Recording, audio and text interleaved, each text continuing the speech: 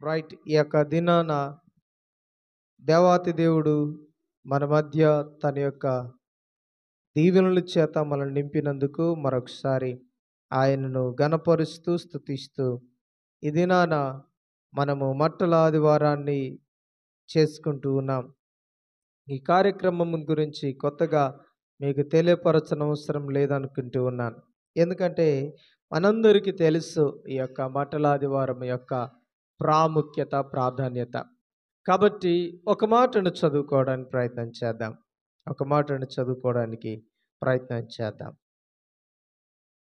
Right. మన పరిశుద్ధ గ్రంథాలు తెరిచినట్లయితే రైట్ లూకాసు వార్త 19వ అధ్యాయము 38వ వచనాన్ని చదువుకుందాం. ప్రభు పేరట వచ్చు రాజు స్తుతింపబడునుగాక. పరలోకమందు సమాధానమును సర్వోన్నతమైన స్థలములలో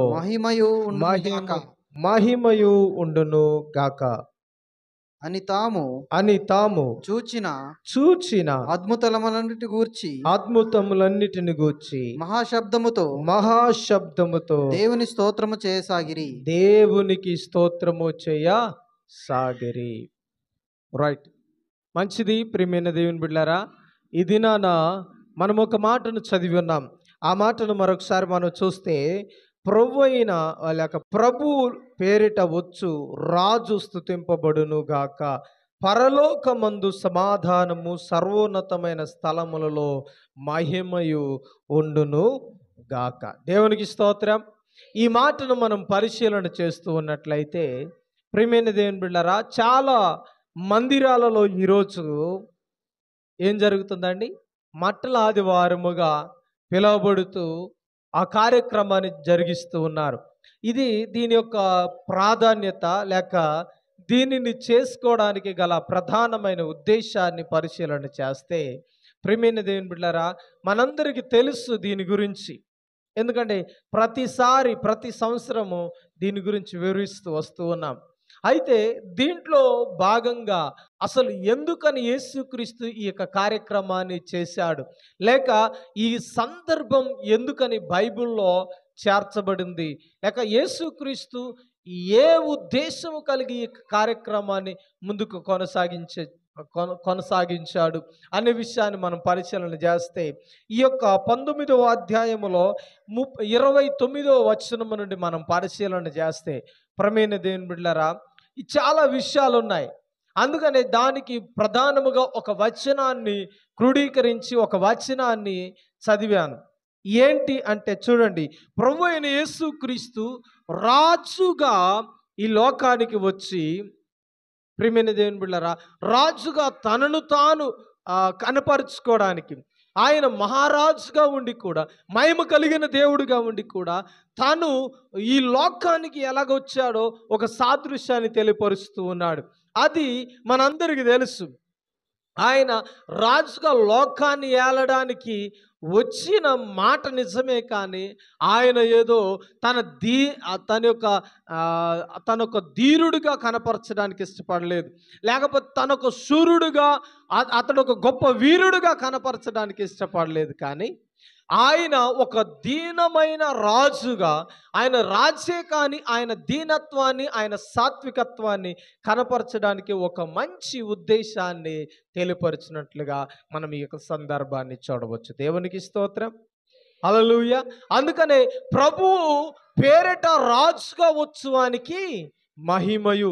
చూడండి, ఆయన అప్పగించబడుతున్న సమయములో ప్రియమైన దేవుని బిడ్డలారా, ఆయన చేయవలసిన కార్యక్రమాలు చేస్తూ దానికి సూచనగా ముందుగానే తాను ఒక గాడిద పిల్లని ఎక్కి వచ్చినట్లుగా ఆయన సాత్వికత్వాన్ని, ఆయన దీనత్వాన్ని కనపరిచినట్లుగా చూస్తూ ఉన్నాం. మనందరికీ తెలుసు రాజులు ఎలాగొస్తారండి? ఏమండి, ఒక గుర్రం మీద, ఒక 5 గుర్రాలు 7 గుర్రాలు కట్టిన రథముల మీద ఎక్కి వస్తారు. కానీ ఈ రాజు ఎలా వచ్చాడు అని మనం పరిశీలన చేస్తే ఈ రాజు అలాంటి రాజు కాదు. ఆయన సంహరించడానికి వచ్చే రాజు కాదు. ఈ లోకంలో వచ్చే ఆ యొక్క రాజులంతా సంహరించడానికి వచ్చారు, శత్రువులను సంహరించడానికి వచ్చారు, తన యొక్క ప్రత్యర్థులను హతమార్చడానికి వచ్చారు. అందుకనే వారి ధీరత్వాన్ని చూపించడానికి, తన యొక్క శూరత్వాన్ని కనపరచడానికి ఆయన ఒక గుర్రం మీద ఎక్కి వచ్చి వారు సంహరించినట్లుగా చూస్తాం. కానీ ఈ రాజు సంహరించడానికి రావట్లే. ఈ రాజు ఇదిగో ఏలుబడి చేయడానికి వస్తున్నాడు, కానీ ఇదిగో ఎవరినో సంహరించి ఇదిగో ఏలుబడి చేయడానికి రావట్లేదు. ఆయన ఏం చేయడానికి వచ్చాడు తెలుసా? పాపులను కూడా క్షమించడానికి, శత్రువులను కూడా క్షమించడానికి వచ్చిన రాజు. ఇదిగో ఆయన త్యాగము చేయడానికి వచ్చిన రాజుగా కనపరచడానికి ప్రేమైన దేవుని బిడ్డలారా, అతడే ఒక ముఖ్యమైన ఒక సూచన చూపిస్తున్నాడు.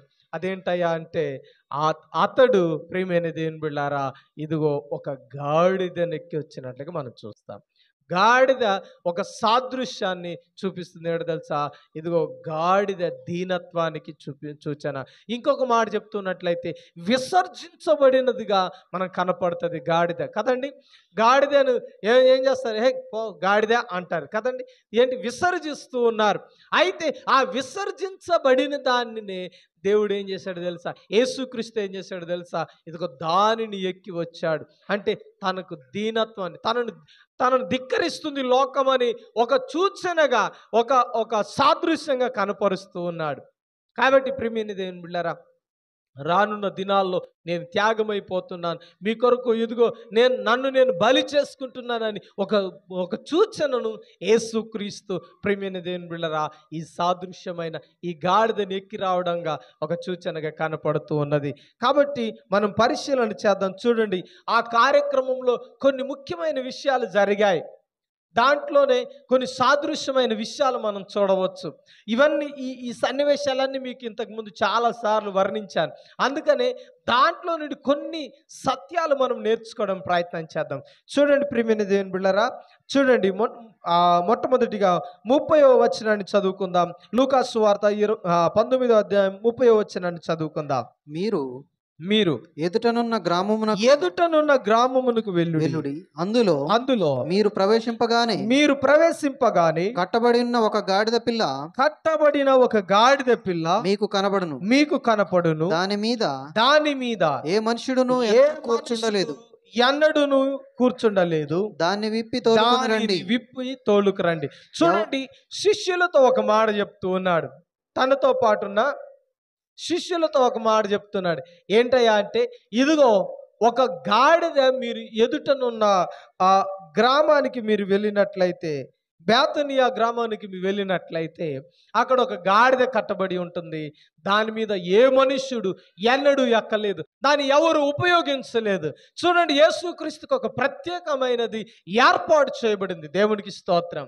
ముందుగానే యేసుక్రీస్తు ఏం చెప్పలేదు, ఆ యొక్క గాడిదను ఉంచండి నా కొరకని, ఆ గాడిదను ఎక్కవలసిన ఆ వ్యక్తిని నేనని, ఆ గాడిదను ఉంచమని యేసుక్రీస్తు ఏమి ముందుగానే వారికి ఏం చెప్పలేదు. కానీ దేవుని ఏర్పాటు ప్రియమైన దేవుని బిడ్డలారా, బేతనియా గ్రామములో ఏర్పాటు చేయబడింది ఒక గాడిద.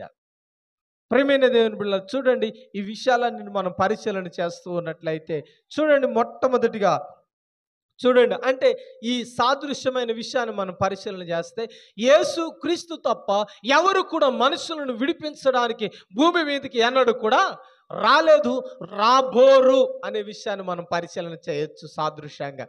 చూడండి, యేసుక్రీస్తు మన కొరకు మనం కట్టబడిన గాడిద వంటి వారము. ఇదిగో మనల్ని విడిపించడానికి ఎవరు కూడా త్యాగం చేయలేదు, ఎవరు కూడా రాలేదు. మన పాప భారాన్ని తొలగించడానికి ఎవరు కూడా భూమి మీదకి రాలేదు, రావడానికి ఎవరు కూడా ఇష్టపడలేదు కదండి. మన కోసం ఎవరు త్యాగం చేశారండి? మన కోసం ఎవరు త్యాగం చేయడానికి మన తల్లిదండ్రులు ఏమైనా వచ్చారా, మన అన్నదమ్ములు ఏమైనా వచ్చారా అని పరిశీలన చేస్తే ప్రియమైన దేవుని బిడ్డలారా, మన కోసం ఎవరు కూడా త్యాగం చేయలేదండి. మన కోసం ఎవరు కూడా తెగించలేదు. కనీసం మనం పాప భారము నుండి విడిపించడానికి ఏ వ్యక్తికి కూడా ఇదిగో అయా నీ పాపము నుండి నేను విడిపిస్తానని ఎవరు కూడా ముందుకు రాలేదు. కాబట్టి ఈరోజు ఒక విషయాన్ని మనం పరిశీలన చేయాలి. సాదృశ్యమైన విషయం ఏంటో తెలుసా? భూమి మీద పాపము చేత కట్టబడిన వారు చాలామంది ఉన్నారు. పాపపు కట్ల చేత కట్టబడిన వ్యక్తులు చాలామంది ఈ లోకములో ఉన్నారు. మనుష్య జాతి అంతా పాపములు కూరుకొని పోయింది. వారిని విడిపించడానికే యేసుక్రీస్తు భూమి మీదకి వచ్చాడు. అందుకని ఒక మాట అన్నాడు. ఇదిగో ఒక మాట ఏంటో తెలుసా? ఎదుట ఉన్న గ్రామానికి వెళ్ళండి, ఎవరు కూడా దానిని ఉపయోగించలేదు, ఎవరు కూడా దాన్ని విప్పలేదు, ఎవరు కూడా దాని కట్లు తెంచలేదు. ఈరోజు ఇదిగో నేను నా కొరకు దేవుడు సిద్ధపరిచినది వాహనము. నేను ఇదిగో రాజుగా ఈ లోకానికి నన్ను నేను కనపరచడానికి ఒక గాడిద సిద్ధపరచబడింది. దేవునికి స్తోత్రం. చేతులెత్తుదా. దేవునికి స్తోత్రం. జాగ్రత్తగా వినాలి వాక్యాన్ని. ఈరోజు మన ఆత్మీయ జీవితాలు పరిశీలన చేయాలి. ఇదిగో మొట్టమొదటిగా చెప్పవలసిన మాట ఏంటయ్యా అంటే ఇదిగో కట్టబడిన గాడిద. ఏంటండి? కట్టబడిన గాడిద. ఈరోజు మన ఆత్మీయ జీవితాల్లో మనము కూడా కట్టబడి ఉన్నాం. మనము కూడా ఇదిగో కట్టబడి బంధకాల చేత మన ఆత్మీయ జీవితాలను మనం ముందుకు తీసుకుని వెళ్ళలేకపోతూ ఉన్నాం. అందుకని దేవాతి దేవుడు యేసుక్రీస్తే మనల్ని విడిపించడానికి ఆయన భూమి మీదకు వచ్చాడు. ఆ సమయం వచ్చినదనే ఒక సాదృశ్యముతో తెలియపరుస్తున్నాడు. అందుకని అంటున్నాడు, శిష్యులతో ఒక మాట అంటున్నాడు, మీరు వెళ్ళి ఆ గ్రామంలో కట్టబడిన గాడిదను విప్పి తీసుకురండి. దేవునికి స్తోత్రం. ఎలాగంట? విప్పి తీసుకొని రండి. కట్టబడిన దానిని విప్పి మీరు తీసుకొని రండి. ఈరోజు మనము కూడా కట్టబడి ఉన్నామనే విషయాన్ని గుర్తెరగాల. ఏ కట్ల చేత కట్టబడి ఉన్నావో ఒకసారి జ్ఞాపకం చేసుకున్నట్లయితే, ఒకసారి మన యొక్క హృదయాలను పరీక్షించుకున్నట్లయితే, ఈరోజు మనం కట్టబడి ఉన్నది ఏ బంధకాల చేత కట్టబడి ఉన్నామో కాదండి. లోకములో ఎంతో పాపము విస్తరించబడి ఉంది. ఆ పాపంలో చాలా మంది కట్టబడి ఉన్నారు. చాలా మంది తాగుడు అనే బంధకాలలో కట్టబడి ఉన్నారు. అయితే ఆ తాగుడు అనే బంధకాల నుండి విడిపించడానికే యేసుక్రీస్తు రాజుగా మన కొరకు వచ్చి ఉన్నాడు. దేవునికి స్తోత్రం.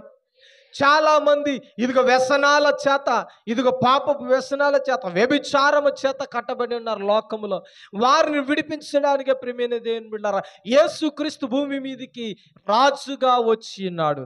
కట్టబడిన గాడిదకు సూచన ఇదిగో మనమే. ఈరోజు చూడండి, యేసుక్రీస్తు రావడం జరిగిన విషయాలను కొన్నిటిని మీకు తెలియపరచడానికి ఇష్టపడుతూ ఉన్నాను. చాలామంది ఇదిగో ప్రియమైన దేవుని పాపము చేత కట్టబడి ఉన్నారండి. మొట్టమొదటిగా ఆయన కనపడిన విషయం ఏంటో తెలుసా? ఇదిగో ఒక వ్యక్తిని వారు తరుముకుంటూ వచ్చారు, ఒక స్త్రీని తరుముకుంటూ వచ్చారు. ఒక సందర్భం మనందరికీ తెలుసు. అయితే ఆ స్త్రీ ఏం చేసిందంట? వ్యభిచారములో పట్టబడి ఉంది అన్నారు. దేంట్లో పట్టబడి ఉందండి అంటే ఆమె వ్యభిచారము అనే కోపములో కట్టబడి ఉంది. అయితే ఆ కోపము నుండి విడిపించడానికే యేసుక్రీస్తు వచ్చినట్లుగా ఆ రోజు ప్రియమైన దేవుని బిడ్డలారా ఇదిగో వచ్చి ఆ యొక్క వ్యభిచారిని చంపడానికి, రాళ్ళు రువ్వి చంపడానికి ఎంతోమంది తరుముకొచ్చినప్పుడు యేసుక్రీస్తు ఒక మాట చెప్పాడు. ఏంటో తెలుసా? ఎవరైతే మొదట పాపము చేయలేదో, ఎవరైతే పాపము లేని వారు ఉన్నారో మొదట వారు ఆమె మీద రాయి వేయండి అన్నాడు. ఈ సందర్భం అందరికీ తెలుసు అండి. ఎవరు కూడా రాయి వేయలేదు. ఎందుకో తెలుసు? అందరూ పాపము చేసిన వారే. వారి యొక్క పాపములు యేసుక్రీస్తు నేల మీద రాసినట్లుగా వారు చూస్తూ ఉన్నారు. ఆ యొక్క పాపములు వారికి కనపడ్డాయి.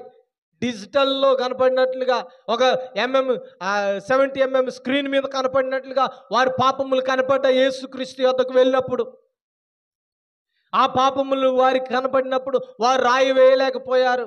అప్పుడు ఆ యొక్క వ్యభిచారము చేసిన స్త్రీతో ఒక మాట అన్నాడు, ఇదిగో నువ్వు ఎన్నడూ కూడా పాపము చేయకు, నువ్వు వెళ్ళి ఏం చేయి, నెమ్మది కలిగి సమాధానం కలిగిన దానివై వెళ్ళము అన్నాడు. దేవునికి స్తోత్రం. మరలా ఆ రోజు నుండి ఆ స్త్రీ పాపము చేసినట్లుందా బైబిల్ గ్రంథంలో అంటే ఎక్కడ కూడా లేదండి. కారణం ఏంటో తెలుసా? యేసుక్రీస్తు పాపపు బంధకాలలో నుండి ఆమెను విడిపించాడు. దేవునికి స్తోత్రం.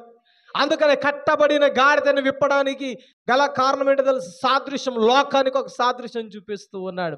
ఆయన వచ్చింది ఎందుకయ్యా అంటే పాపపు బంధకాలలో కట్టబడి ఉన్నవారు, పాపపు సంఖ్యల చేత కట్టబడి ఉన్న వారిని విడిపించడానికి వచ్చాడు. దేవునికి స్తోత్రం. రెండోదిగా మనం పరిశీలన చేస్తే చూడండి ప్రియమైన దేవుని బిడ్డలారా, వ్యాధుల చేత కట్టబడిన వారు అనేకులు ఉన్నారు. దెయ్యముల చేత బంధించబడిన వారు చాలా మంది ఉన్నారు. చాలా దెయ్యము కలిగి పట్టబడిన వారు ఉన్నప్పుడు ప్రియమైన దేవుని బిడ్డలారా, వారందరి సంగతి మనకు తెలుసు.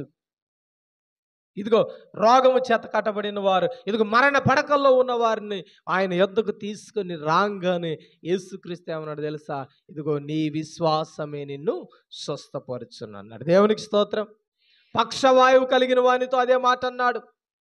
అర్థమైందండి? కుష్ఠరోగితో అదే మాట అన్నాడు. రక్తస్రావం కలిగిన వ్యాధి కలిగిన స్త్రీతో అదే మాట అన్నాడు. చనిపోయిన వారు లేపబడడానికి ఇదిగో లేపుతాను, కానీ అది దానికి కారణం ఏంటో లేపబడాలంటే మీరు ముందు విశ్వసించాలి. అందుకని అన్నాడు, విశ్వసించినట్లయితే దేవుని మహిమను మీరు చూచెదరు అని మాట్లాడాడు. దేవునికి స్తోత్రం. లాజరు చనిపోయినప్పుడు కూడా మార్తా మరియలతో అదే మాట అన్నారు. అయ్యా 4 రోజులు అయిపోయింది చనిపోయి, నువ్వు ఉన్నట్లయితే మా తమ్ముడు మా అన్న బ్రతికేవాడేమో అన్నప్పుడు ఆయన అన్న మాట ఏంటో తెలుసా? ఇదిగో మీరు విశ్వసించినలా ఇప్పటికైనా మీరు దేవుని మహిమను చూచెదరు. దేవునికి స్తోత్రం. వారు మనసులో అనుకున్నారు అది సాధ్యము కాదయ్యా. వారు మనసులో అనుకుంటున్నారు ఇదిగో అయ్యా ఆయన కుళ్ళిపోయాడు, ఇదిగో వాసన వస్తుంది, కంపు కొడుతుంది, ఇప్పుడు మనం ఆ యొక్క సమాధి యొద్దకు వెళ్ళడానికి కూడా సాహసం చేయలేమయ్యా అని వారు అనుకుంటూ ఉన్నారు హృదయంలో. కానీ యేసుక్రీస్తు ఒక మాట అన్నాడు, సమాధిలో ఉన్న ఆ రాయిని తొలగించండి, సమాధి రాయిని తొలగించండి, మీరు దేవుని మహిమను చూస్తారు. దేవునికి స్తోత్రం. ఇలా చెప్పుకుంటూ వెళ్తూ ఉన్నట్లయితే ప్రియమైన దేవుని బిడ్డారా, చాలా విషయాలలో మనం బంధించబడి ఉన్నాం, చాలా విషయాలలో మనము కట్టబడి ఉన్నాం. ఇంకొక మాట అంటే ధర్మశాస్త్రం అనే కాడి మనం భుజం మీద కట్టబడి ఉన్నప్పుడు, ఇశ్రాయేలు యొక్క ఆ భుజం మీద కట్టబడినప్పుడు దాంట్లో నుండి తొలగించడానికే ప్రియమైన దేవుని బిడ్డలారా, ఆ యొక్క కాడిని తొలగించడానికే యేసు క్రీస్తు ఇదిగో భూమి మీదకి ఆయన విమోచకుడుగా, ఆయన రాజు అయి ఉండి ఇదిగో ఒక దీనుడుగాను ఒక సాత్వికుడుగాను కనపరుస్తున్నాడు. ఎందుకంటే తెంచబడ్డానికి ఏంటో తెలుసా? కట్లు తెంచడానికి భూమి మీదకి వచ్చి ఉన్నాను అన్నాడు. దేవునికి స్తోత్రం. దానికనే ముందుగా ఒక మాట అన్నాడు. ఏంటో తెలుసా? ఇదిగో ఎదుటనున్న ఇదిగో గ్రామానికి మీరు వెళ్ళి కట్టబడిన గాడిద ఒకటి ఉంటుంది, దానిని మొట్టమొదటిగా ఏం చేయాలా? విప్పాలా. దేవునికి స్తోత్రం. వింటున్నారన్న మాట. ఏం చేయాలంట? మొట్టమొదటిగా ఆ కట్లు విప్పండి. ఏం చేయాలా? ఆ కట్లు విప్పండి. ఇక్కడ అంటున్న మాట చూడండి ప్రియమైన దేవుని బిడ్డలారా, ఆ కట్లు మీరు విప్పండి. ఏ మనుష్యుడు దాని మీద కూర్చొనలేదు. దేవునికి స్తోత్రం. అయితే చూడండి 31వ వచనంలో ఇంకొక మాట తెలియపరుస్తూ ఉన్నాడు.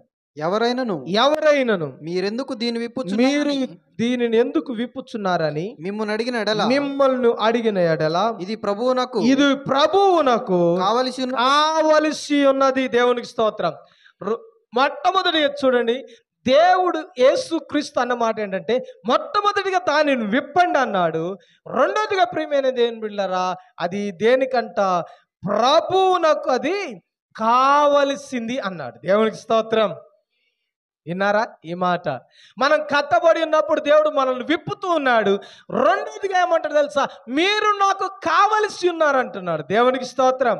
ఏ వ్యక్తిని కూడా యేసుక్రీస్తు తోసివేయడానికి రాలేదండి. ఏమండి? కొంతమంది అంటున్నారు వ్యతిరేకంగా, ఏమంటున్నారు తెలుసా? అంటే శత్రువును కూడా ప్రేమిస్తాడా మీ దేవుడు? దొంగను కూడా ప్రేమిస్తాడా? దోచుకునే వారిని కూడా క్షమిస్తాడా? ఏమండి? శత్రువును కూడా ప్రేమిస్తాడా? అవునండి, ప్రతి ఒక్కరిని ప్రేమించే దేవుడు. ఎవరిని ద్వేషించడానికి ఆయన రాలే. ఇదిగో చివరిగా ఆయన ఇదిగో మరణానికి అప్పగించబడుతూ కూడా ఆయనను హింసించిన వారిని ఒక మాట అన్నాడు. ఏంటో తెలుసా? అయ్యా వీరేం చేస్తున్నారో వీరు ఎరుగరు గనక వీరిని క్షమించుము అన్నాడు. దేవునికి స్తోత్రం. కాబట్టి ఆయన ముందుగానే తెలియపరిచారు, వీరందరూ నాకు కావలసిన వారు, చూడండి, ఆ గాడిద నాకు కావలసింది. ఎందుకంటే నేను మాదిరిని కనపరచడానికి ఆ గాడిద అవసరమై ఉన్నది, కావలసింది. ఈరోజు మన జీవితాలు కూడా యేసుక్రీస్తుకి కావలసింది. రెండోదిగా మనం కావలసిన వారము ఎవరికండి? లోకములో అనేకులు మనల్ని త్రోసివేసి ఉండవచ్చు కదండి. నువ్వు అవసరం లేదా అని నిన్ను ఒకవేళ నెట్టేసి ఉండవచ్చు. నీ తల్లిదండ్రులే నిన్ను నెట్టేసి ఉండవచ్చు. నీ అన్నదమ్ములే నువ్వు మాకు అక్కర్లేదని ఉండవచ్చు కదండి. కుటుంబ సభ్యులే అక్కర్లేదని ఉండవచ్చు. కానీ యేసుక్రీస్తు ఏమంటుంది తెలుసా? మీరు నాకు కావలసిన వారు. హల్లెలూయా. కావలసిన వారు కనుకనే, కావలసిన వారని ఆయన తెలుసుకున్నవాడు కనుకనే, కావాలని వచ్చిన వాడు కనుకనే ఆయన అంటున్న మాట ఏంటో తెలుసా? ఇదిగో మీ కొరకు నేను త్యాగం చేస్తానంటూ ఉన్నాడు. మీ కొరకు త్యాగం అవుతూ ఉన్నాను అన్నాడు. అందుకని మన కొరకు త్యాగం చేశాడండి తన జీవితాన్ని. ప్రియమైన దేవుని బిడ్డలారా, ఈరోజు ఆయన మహిమలో నింపబడిన వాడు, గొప్ప శక్తి కలిగిన దేవుడే. కానీ ఈరోజు ప్రియమైన దేవుని బిడ్డలారా, తన జీవితాన్ని ఇదిగో మన కొరకు శక్తిహీనుడిగా చేసుకొని, శత్రువులు హింసిస్తున్న, బాధ పెడుతున్న మన కొరకు తనను తాను సమర్పించుకున్న దేవుడు. ఇది ఎప్పుడంటే ఇది ముందుగానే చెప్తున్నాడు. దానికి ఏడు తెలుసా? నేను నాకు కావలసిన వారు కాబట్టి వారిని విడిపించడానికి భూమి మీదకి నేను వస్తూ ఉన్నాను, వచ్చి ఉన్నాను. దేవునికి స్తోత్రం. కాబట్టి ప్రియమైన దేవుని వాళ్ళరా, రెండోదిగా కావలసినది మనమే. మొట్టమొదటిగా మనల్ని విడిపించడానికి ఆయన రాజుగా, ఆయన దీనుడుగా ఈ లోకానికి వచ్చాడు. రెండోదిగా ప్రియమైన దేవుని బిడ్డలారా, ఇది మనము కావలసిన వారము. ఇంకా మనం ముందుకు వెళ్తూ ఉన్నట్లయితే చూడండి 34వ వచనాన్ని చదువుకుందాం. అందుకు వారు ఇది ప్రభువునకు కావలసి ఉన్నదని తరువాత వారు యేసునొద్దకు దానిని తోడుకొని వచ్చి ఆ గాడిద పిల్ల మీద తమ బట్టలు వేసి యేసును దాని మీదకి ఎక్కించి ఆయన వెళ్ళుచుండగా తమ బట్టలు దారి పొడుగునా పరిచరి. దేవునికి స్తోత్రం. హల్లెలూయా. జాగ్రత్తగా మనం ఆలోచన చేస్తే ఇక్కడ అంటున్న మరొక విషయాన్ని మనం పరిశీలన చేయవచ్చు. ఏంటి ఆ విషయం అంటే ప్రియమైన దేవుని బిడ్డలారా, అది ప్రభువునకు కావలసింది. అది మూడోదిగా పరిశీలన చేస్తే యేసు యొద్దకు తోడుకొని రాబడింది. దేవునికి స్తోత్రం. ఎక్కడికండి? యేసు క్రీస్తు యొద్దకు తీసుకొని రాబడింది. ఈరోజు కావలసిన మనం ఎక్కడికి రావాలంటే యేసు క్రీస్తు యొద్దకు మనం రావాలి. అందుకనే మొట్టమొదటిగా మనమందరము కావలసిన వారం, సృష్టిలో ఉన్న ప్రతి మనుష్యుడు కావలసిన వారం. కానీ ఆయన యొద్దకు తోడుకొని రావాల్సిన బాధ్యత మన మీద ఉంది. దేవునికి స్తోత్రం. ఏం చేయబడి ఉందండి? ఆ బాధ్యత మన మీద ఉందండి. ఒకటి, కట్టబడి ఉన్న మనం విడిపించబడ్డాం. రెండోదిగా కావలసిన మనము ప్రభు యొద్దకు రావలసిన వారముగా మనం ఉన్నాం. హల్లెలూయా. అందుకని ఏమన్నాడు తెలుసా? నా యొద్దకు తోడుకొని రండి. దాన్ని ఎక్కడికి? ప్రభు యొద్దకు తోడుకొని వచ్చారు, తీసుకొని వచ్చారు దాన్ని. ఈరోజు మనం ప్రభు యొద్దకు తీసుకొని వచ్చాం. అయితే నాలుగోదిగా దేవుడు మనకు గొప్ప కార్యాన్ని చేయడానికి ఇష్టపడుతూ ఉన్నాడు. దేవునికి స్తోత్రం. హల్లెలూయా. కాబట్టి జాగ్రత్తగా వినాలి. మనము తోడుకొని రాబడ్డాం. ఎక్కడికండి? ప్రభు యొక్క సన్నిధికి మనము తోడుకొని రాబడ్డాం. కాబట్టి మన జీవితాలను దేవుడు మహిమతో నింపడానికి చూడండి, అక్కడే చదివాం ఒక మాట. పరిశీలన చేస్తే ఏమన్నాడంటే, ఆ గాడిద పిల్ల మీద తమ బట్టలు వేసి యేసును దాని మీద ఎక్కించను. దేవునికి స్తోత్రం. ఏం చేశారంట? గాడిదను ప్రియమైన దేవుని బిడ్డ సన్మానించి యేసు క్రీస్తును దాని మీద ఎక్కించారు. దేవునికి స్తోత్రం.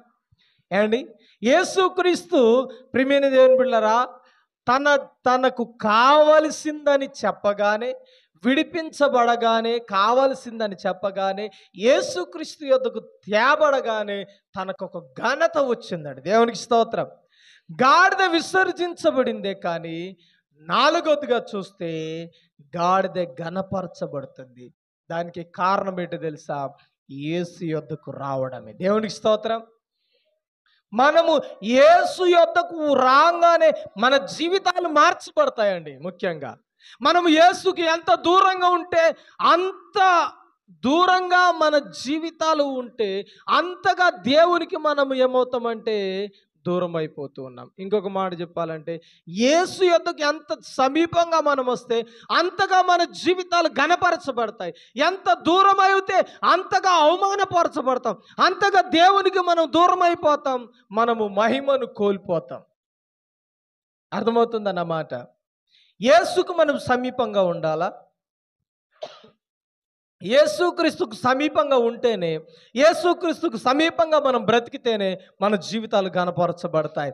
చూడండి, ఇదిగో ఘనహీనమైన ఆ యొక్క గాడిద, విసర్జించబడిన ఆ గాడిద ప్రియమైన దేవుని బిడ్డలారా ఈరోజు ఏమవుతుందో తెలుసా? ఘనపరచబడుతుంది. హల్లెలూయా. దాని మీద బట్టలు వేశారండి. ఉతికే బట్టలు కాదండి, శుభ్రమైన బట్టలు. ఎందుకు తెలుసా? యేసుక్రీస్తు దాని మీద ఎక్కాల. దేవునికి స్తోత్రం. చూడండి, యేసుక్రీస్తు ఎక్కగానే జరిగిన విషయాన్ని మనం పరిశీలన చేస్తున్నట్లయితే చూడండి, ఒక మాటను జాగ్రత్తగా మనం చూద్దాం. అదే చివరిలోనికి వస్తే, ఎక్కి ఆయన వెళ్ళుచుండగా తమ బట్టలు దారి పొడుగున పరిచిరి. దేవునికి స్తోత్రం. చూడండి, దీంట్లోనే మరికొన్ని విషయాలు మనం చూస్తూ ఉన్నట్లయితే చూడండి, మార్కు సువార్త ఇంకా కొన్ని విషయాలు దీంట్లో మనం గమనిస్తున్నట్లయితే ఆ సందర్భమే మనం గమనిస్తున్నట్లయితే చూడండి, 11వ అధ్యాయం, మార్కు సువార్త 11వ అధ్యాయం,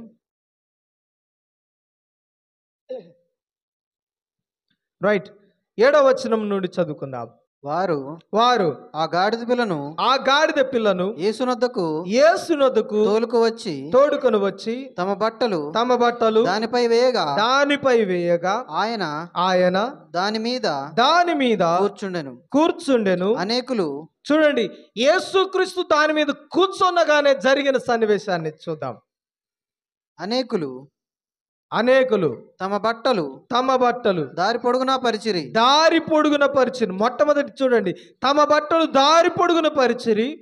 కొందరు తాము పొలములో నరికిన కొమ్మలను పరిచిరి. దేవునికి స్తోత్రం.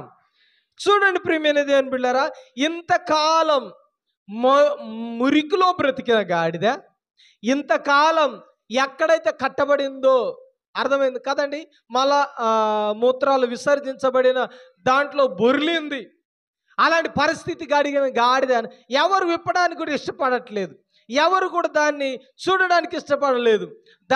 దానిని ఎవరు కూడా తీసుకొని రావడానికి ఇష్టపడలేదు. అలాంటి గాడిద యేసు కొరకు తీసుకొని రాబడగానే, యేసు క్రీస్తు పైన దాని మీద ఎక్కగానే ప్రియమైన దేవుని బిడ్డలారా, దాని మీద కూర్చోగానే దానికి వచ్చిన ఘనత చూడండి. దాని మీద శుభ్రమైన బట్టలు వేశారు.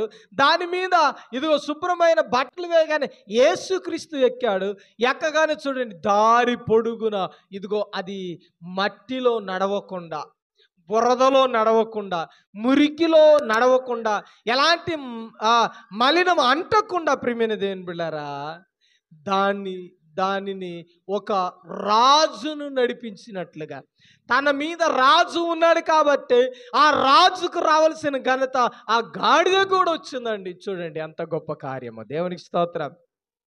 ఏ గాడిదకి ఇంత గొప్ప మేలు కలగలేదండి. ఏ గాడిదకి ఇంత గొప్ప మేలు కలగలేదు.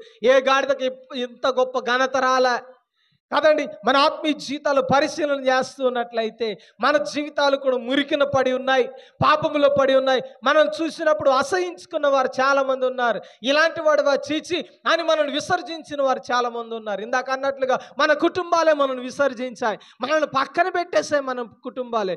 కారణం ఏంటంటే మనము మురికిలో బ్రతికాం, విసర్జించబడిన దాంట్లో బ్రతికాం. అందుకని దాంట్లో నుండి మనల్ని విడిపించడానికి సాదృశ్యంగా యేసుక్రీస్తు గాడిదను విడిపించాడు, గాడిద మీద ఎక్కాడు, దానికి ఘనత తీసుకుని వచ్చాడు. చూడండి ఎంతమంది ఆ గాడిదను ఎంత గణపరిచుంటారు యేసుక్రీస్తు వస్తున్నప్పుడంట.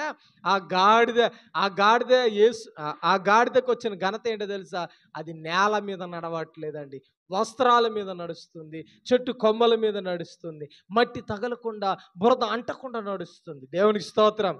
అప్పుడు గాడిద అనుకుంటుంది, ఆహా ఎంత గొప్ప భాగ్యం. ఏమండి, నేను గొప్పనే. ఒకవేళ గాడిదలు పక్కన ఉంటే గాడిదల భాష గాడిదలకు ఉంటుంది కదండి. ఈ గాడిద అని ఉంటుంది, చూసారా? ఆహా ఏమండి, చూసావా అని ఉంటుంది కదండి. ఏమని ఉంటుంది కదండి. మనం ఒకవేళ కారులో ఎవరన్నా ఒకవేళ బెంజ్ కారులో మనల్ని దింపారనుకో, ఎక్కడ లేని బిల్డప్ ఇస్తాం కదండి. ఏంటి బెంజ్ కారులో వచ్చావే అంటే అంటారు ఏమని తెలుసా? మా ఫ్రెండ్ కారు. ఏమనుకుంటాం, ఎన్నిసార్లు తిరుగుతాము మేము, బెంజ్ కారులో తిరుగుతాం అని ఎన్నిసార్లు మనం ఆ యొక్క ఫీలింగ్ ఇచ్చుంటాం కదండి. కారు లేనోడు ఏ కారు ఎక్కినా కొంచెం బిల్డప్ వస్తుంది. ఎందుకని? చూసారా, ఏమనుకున్నావు, కారులో వచ్చాను నేను. ఎట్టొచ్చారు మీరంటే కారులో వచ్చానంటావు కదా. ఆ యొక్క ఆ ఘనత వచ్చేస్తుంది, లోపల అదొక సంతృప్తి వచ్చేస్తుంది. కారణం ఏంటంటే, ఎన్ని రోజులు సైకిల్ మీద తిరిగావు, ఇన్ని రోజులు బండి మీద తిరిగావు, ఇప్పుడు ఏం చేసావు, కారులో వచ్చావు. అయితే ఎక్కడ లేని ఘనత వచ్చేసినట్లుగా మనం ఆలోచన చేస్తాం. ఈ గాడిద కూడా అనుకొని ఉంటుంది, చుట్టుపక్కల కట్టేస్తున్న గాడిదలను చూసారా, నేను అంటే ఏమనుకుంటున్నారు మరి, నాకు వచ్చిన ఘనత ఏమనుకుంటున్నారు అని ఉండవచ్చు. దానికి కారణం ఏంటో తెలుసా? యేసుక్రీస్తు తన మీద ఉన్నాడు, యేసుక్రీస్తు తన మీద కూర్చున్నాడు. ఈరోజు మన జీవితంలో యేసుక్రీస్తు వస్తే, మన జీవితంలోనికి వస్తే గొప్ప ఘనత వస్తుంది. గాడిదకి ఆఫ్టర్ ఆల్ ఒక గంట అరగంట కూర్చున్న గాడిదకి ఘనత వచ్చినట్లయితే, మన జీవిత కాలం అంతా మన యొక్క హృదయంలో యేసుక్రీస్తు ఉన్నట్లయితే మనకెంత గొప్ప ఘనత రావాలి. ఆ ఘనతనివ్వడానికి యేసుక్రీస్తు ఇదిగో దీనుడిగా, ఇదిగో ఆయన సాత్వికుడుగా గాడిదను ఒక వాహనముగా చేసుకొని ఎక్కి వచ్చినట్లుగా ఆయన మనను చూస్తాం. దేవునికి స్తోత్రం. దానికి సాదృశ్యం ఏంటో తెలుసా? రానున్న దినాల్లో నేను ఇదిగో మీ కొరకు నన్ను నేను తగ్గించుకొని త్యాగం చేస్తున్నాను, మీ కొరకు నేను ఇదిగో మీ పాపము నుండి విడిపించడానికి విమోచకుడిగా ఇదిగో నన్ను నేను కనపరచడానికి ఒక సమయం సందర్భం వస్తుంది. ఈరోజు మన ఆత్మీయ జీవితాల్లో ప్రియమైన దేవుని బిడ్డలారా, ప్రవచన రూపముఖంగా ముందుగానే తెలియపరిచిన మాటలన్నిటినీ దేవుడు నెరవేర్చడానికి, యేసుక్రీస్తు నెరవేర్చడానికి ఈ సందర్భాన్ని మనం చూస్తాం. కాబట్టి ఈరోజు మనము మట్టలు తెచ్చిందో, లేకపోతే ఆ యొక్క ఈత మట్టలు తెచ్చింది దేనికో తెలుసా? దేనికి తెచ్చామో తెలుసా? యేసుక్రీస్తు మన జీవితంలోనికి రావాలని. యేసుక్రీస్తు రాజుగా ఉన్నాడు, రాజుగా మన జీవితంలో రావాలని. ఆ రాజు వస్తేనే గాడిదకు వచ్చిన విలువ మన జీవితానికి వస్తుంది. ఏంటండి పోయి నన్ను గాడిద అంటున్నారా అనేది? ఏండి, నిజమే, మనకి ఎన్ని భారాలు ఉన్నాయో కదండి. మనం గాడిదలో నిజం చెప్పాలంటే ఒకసారి ఆలోచన చేయాలి, ఎన్ని భారాలు ఉన్నాయో. ఆదివారం కూడా రాకుండా మోస్తున్న భారాలు ఎన్ని ఉన్నాయో కదండి. ఆదివారమైన గుర్తు రాదు, ఆ భారాన్ని మోసుకుంటూ వెళ్తున్నావు. ఏంటయ్యా రాలేదని ఫోన్ చేస్తే, అయ్యా నాకున్న భారం ఏంటో తెలుసా, ఇదిగో ఎంత భారంతో నేనున్నానో తెలుసా, ఎన్ని బరువు నా జీవితంలో ఉందో తెలుసా, దాన్ని అంతటి నేను మోసుకొని గమ్యం చేరాలంటే అయ్యా విడిచిపెడితే కుదరదయ్యా, పక్కన పెడితే కుదరదయ్యా, ఆ భారాన్ని ఎవరు దించలేరు, నేనే దించుకోవాలని మన జీవితంలో ఎన్నిసార్లు ఆలోచించి ఉంటామో కదా. ఈఎంఐ అనే భారాలు మన జీవితంలో ఎన్నో ఉన్నాయి కదండి. అప్పులు అనే భారాలు మన జీవితంలో ఎన్నో ఉన్నాయి, వ్యాధులు అనే భారాలు మన జీవితంలో ఎన్నో ఉన్నాయి కదా. కుటుంబ భారాలు మనం మోస్తూ ఉంటాం, కుటుంబ అధికారాన్ని లేక కుటుంబం యొక్క బాధ్యతను మన భుజాల మీద వేసుకొని మనం మోస్తూ ఉన్నాం. ఆ భారాన్ని మోస్తూ ఉన్నాము కాబట్టి ఈరోజు యేసుక్రీస్తుని మోయలేకపోతున్నాం. నువ్వు ఆ భారాన్ని అంతటిని నువ్వేం చేయాలి తెలుసా? యేసుక్రీస్తు మీద మోపాలి. అందుకని ఆయన అన్నాడు, రాగానే ఒక మాట అన్నాడు తెలుసా? ప్రయాసపడి భారము మోస్తున్న సమస్త జనులారా నా యొద్దకు రండి, మీ భారాన్ని అంతటి నా మీద మోపండి, అప్పుడు మీరేమవుతారు తెలుసా? విశ్రాంతిని పొందుకుంటారు. దేవునికి స్తోత్రం. ఏం పొందుకుంటారంట? ఆయన మీద మన భారాన్ని మోయాలా, అప్పుడే ఏం చేస్తాం తెలుసా? మనం విశ్రాంతి పొందుతాం. ఇంకొక మాట, ఆ మన భారాలన్నిటిని పక్కన పెట్టేసి యేసు క్రీస్తు మీద మోపి మనం మాత్రం యేసు క్రీస్తు భారాన్ని మోయాల. దేవునికి స్తోత్రం. హల్లెలూయా. ఎవరి భారాన్ని మోయాలండి? మనం యేసు క్రీస్తు ఇచ్చిన భారాన్ని మోయాలి. ఆ భారాన్ని మోస్తే మన భారాలన్నీ యేసు క్రీస్తు తొలగిస్తాడు. ఈరోజు నువ్వు ఏ భారాన్ని మోస్తున్నావో ఆ భారాన్ని నువ్వు ఖచ్చితంగా తొలగించుకోలేవు. నీ సొంత జ్ఞానము చేత తొలగించుకోలేవు, నీ సొంత తెలివితేటల చేత తొలగించుకోలేవు, నీ ధన ధాన్యాల చేత తొలగించుకోలేవు, నీకున్న చదువు, ఇదిగో ఉన్నతమైన ఆస్తిని బట్టి నువ్వు తొలగించుకోలేవు.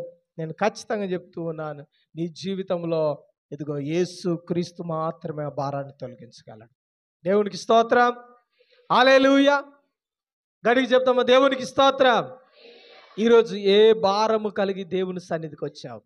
ఆ భారాన్ని మోయడానికే భూమి మీదకి ఆయన మహారాజుగా ఉండి కూడా దీనుడుగా, సాత్వికుడుగా భూమి మీదకి వచ్చి ఇదిగో నీ కొరకు ఈరోజు గాడిద పిల్లనెక్కి వస్తూ ఉన్నాడు.